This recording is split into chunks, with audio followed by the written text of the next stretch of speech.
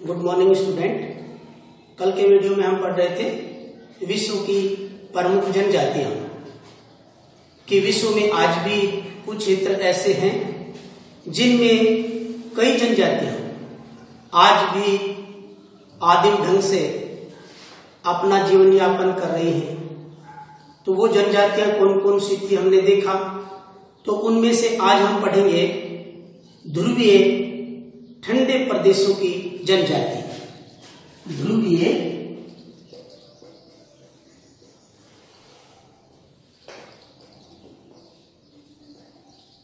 ठंडे प्रदेशों की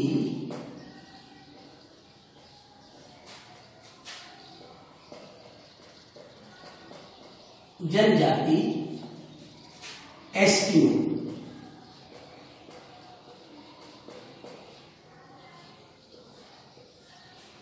एस्किमो के बारे में पढ़ेंगे। तो देखो, एस्किमो का शाब्दिक अर्थ होता है कच्चा मांस खाने वाला। एस्किमो का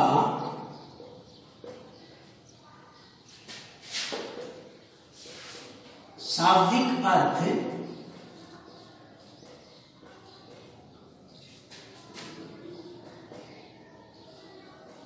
कच्चा मांस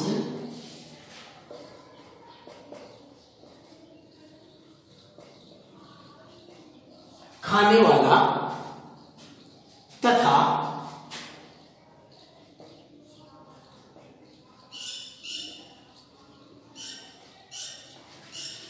बर्फीले प्रदेशों के निवासी के रूप में, बर्फीले प्रदेशों के निवासी के रूप में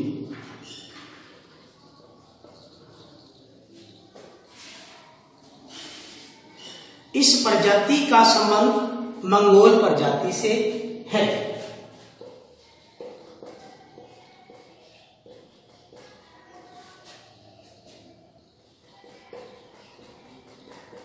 इस जनजाति का संबंध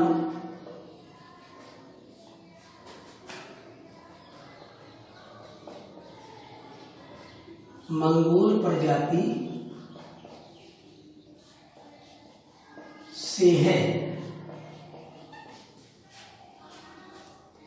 तो जैसा हमने बताया था कि हर जनजाति की अपनी एक भाषा होती है। तो एस्किमो लोग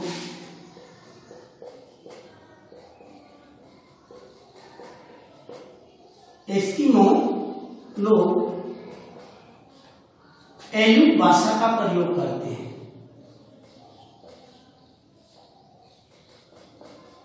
एल्यूट भाषा का प्रयोग करते हैं।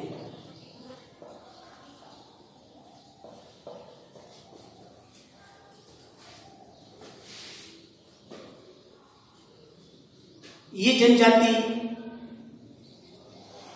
ध्रुवीय प्रदेशों के ठंडे इलाकों में निवास करती है, जहां का तापमान लगभग 0 डिग्री सेल्सियस से नीचे रहता है। इतने कठोर वातावरण में ये जनजाति किस प्रकार से अपने आप को वहां के वातावरण के अनुकूल ढालकर अपना जीवन यापन करती है। तो सबसे पहले हम देखेंगे कि वहां के लोगों की शारीरिक संरचना किस प्रकार की है।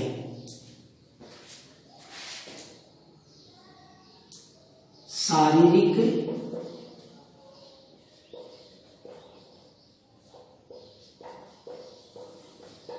संरचना। एस्किमो लोगों की शारीरिक संरचना वहां के वातावरण के अनुसार उनका चेहरा सपाट चौड़ा होता है,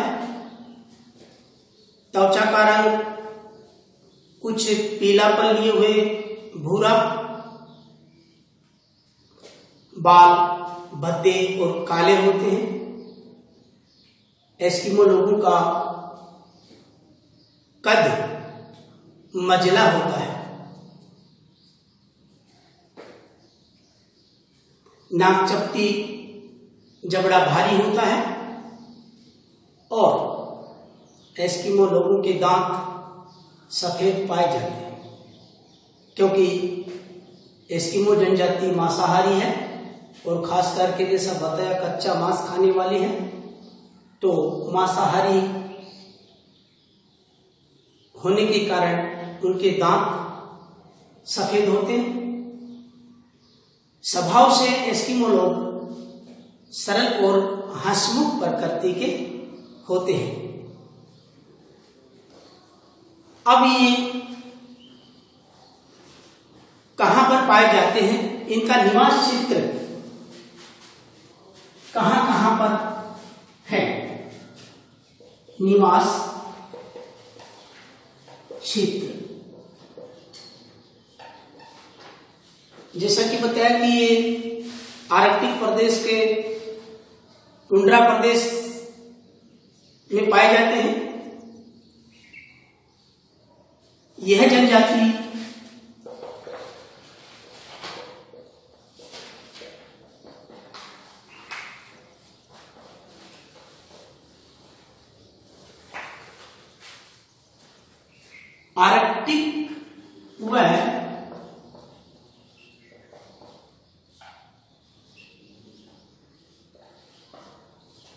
आर्कटिक व टुंड्रा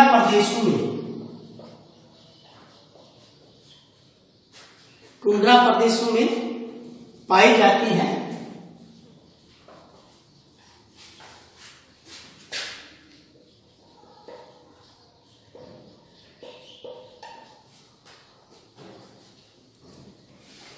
और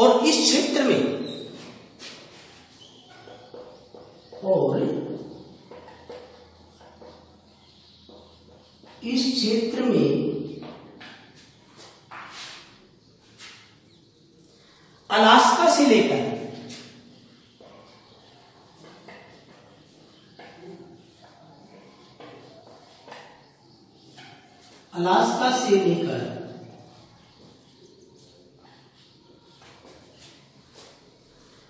जलडमरू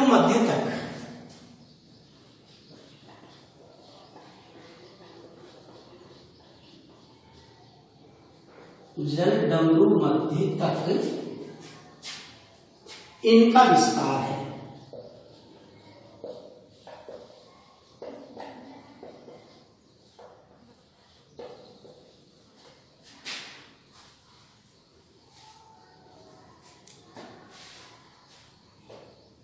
इसके बाद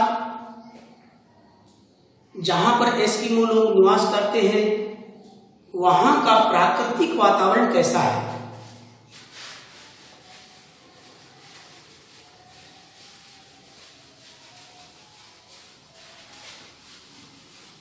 वहां का प्राकृतिक वातावरण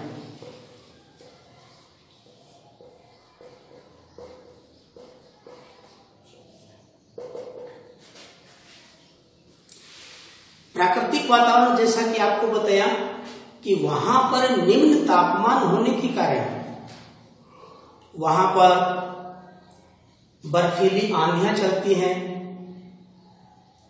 वहां की जलवायु बड़ी कठोर है।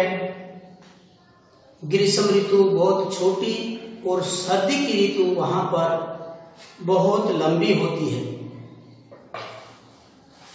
पेड़ों का वहां पर अभाव पाया जाता है।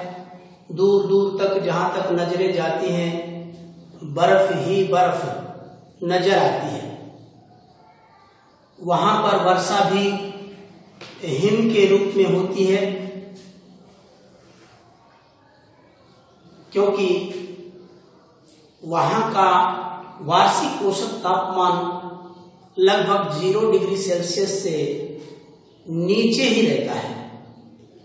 तो इतनी कठोर जलवायु के कारण वहां पर वनस्पति का अभाव पाया जाता है केवल ग्रीष्म ऋतु में कुछ छोटे पादप जैसे शैवाल, काई, लाइकेन और कुछ रंग बिरंगे फूल वहां पर पाए जाते हैं। इसी प्रकार यदि वहां के जीव जंतु के बारे में बात करें तो वहां पर ध्रुवी भालू, लेमिंग, खरगोश, कस्तूरी मर्ग, भेड़िए, रेंडियर और समुद्री भागों में सील मछलियां पाई जाती हैं। सील मछली का इनके जीवन में बड़ा महत्व है, क्योंकि सील मछली जो है वो एक तरह से उनके जीवन का आधार है। उसको खाने के रूप में काम में लेते हैं। उसकी जो खाल है उसके तन ढकने के लिए वस्त्र बनाते हैं। इग्लू का आंतरिक भाग जो होता है उसको उसकी खाल से मंडा जाता है और उसकी चर्बी को जलाने के काम में लिया जाता है। और सील मछली की जो हड्डियां बचती हैं उससे बिना पहिए की गाड़ी, जिसको हम कहते हैं स्लेज गाड़ी का निर्माण सील मछलियों की हड्डियों से किया जाता है। तो इस प्रकार से वहां का प्राकृतिक वातावरण बहुत ही कठोर माना जाता है। अब उस जनजाति के जीवित रहने का जो आधार है वो है आखेट।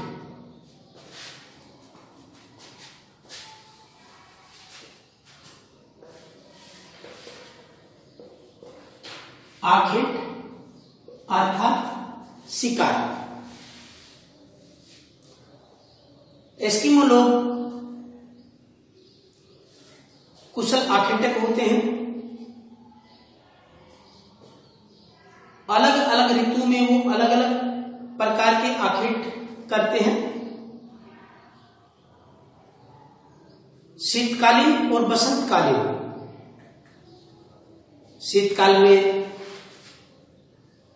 शिकार करने की, खास करके सील मछली का, उनकी दो विधियां हैं। पहली विधि है माउपोक, और माउपोक का शाब्दिक अर्थ होता है इंतजार करना। यानी बर्फ के अंदर एक गड्ढा खोद करके उसमें सील मछली की हड्डी डाल देते हैं। मछली उसके पास में सांस लेने के लिए आती है और जैसे ही मछली उस छिद्र के पास आती है, हार्पून नामक एक भाला होता है, उससे उसका शिकार कर लिया जाता है। दूसरी विधि है कि है तितुरपाक। और बसंतकालीन आखेटक की जो विधि है उसका नाम है उत्तोक। उसका नाम है उत्तोक। ऐसे कठोर वातावरण में एस्किमो लोगों के घर, और एस्किमो लोगों के जो घर होते हैं उनको इग्लू कहा जाता है। इग्लू कहा जाता है। और इग्लू की संरचना ये बर्फ की शिलाओं से करते हैं, जिनका द्वार भूमि से सटा होता है, जिसके अंदर एस्किमो लोग आसानी से लेट करके प्रवेश करते हैं। इस प्रकार बर्फ की सिलाएं जोड़ करके ये लोग इग्लू का निर्माण करते हैं। ये हो गया इनका मुख्य द्वार। इस प्रकार की संरचना ये बर्फ की सीढ़ियों को जोड़ जोड़ करके करते हैं और इनके अंतर्गत लेट करके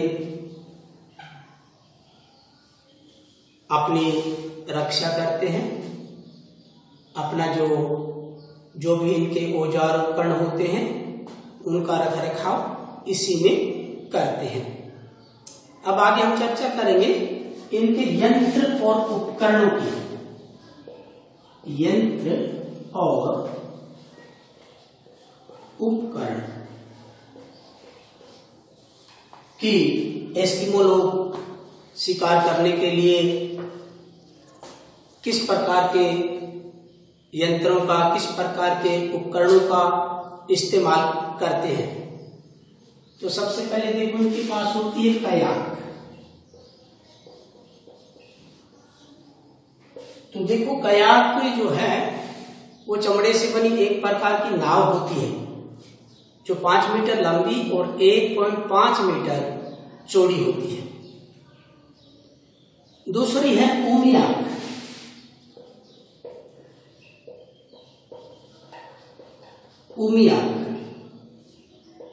उमियाक भी एक नाव होती है जिसको हम बड़ी नाव कह सकते हैं, जिनका व्हेल मछली का शिकार के दौरान इसको काम में लिया जाता है। एक इनका यंत्र होता है हार्पून। तो हार्पून एक तरह से भाले जैसी आकृति का होता है जो सील मछली के शिकार के लिए प्रयुक्त किया जाता है। ये लगभग 1.2 से 1.5 मीटर लंबा भालानुमा हथियार होता है जिसके पीछे रस्सी बंधी होती है।